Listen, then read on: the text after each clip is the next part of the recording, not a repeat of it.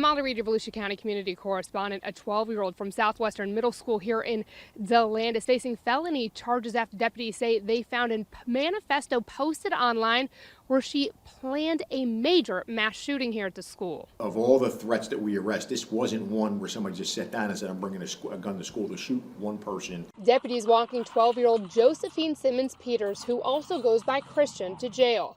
The tip on the planned shooting came on 4 to 5 Florida, an anonymous reporting platform for school threats. Sheriff Mike Chitwood says a person found Simmons Peters' manifesto on a website. This was a well thought out plan.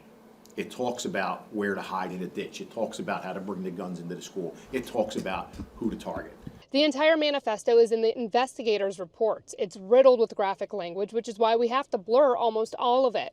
In it, the preteen writes a 13-step plan to shoot students, staff, the school resource officer, and then herself. 11, 12 years old, idolizing Columbine. Columbine was Josephine's model. She says it in the manifesto. She also specifically named students she claimed had been bullying her. The sheriff says detectives interviewed the named bullies when trying to positively ID her, and they admitted they had been teasing her. That's no excuse to be writing out a manifesto and talking about how you're going to wipe people off the face of the earth.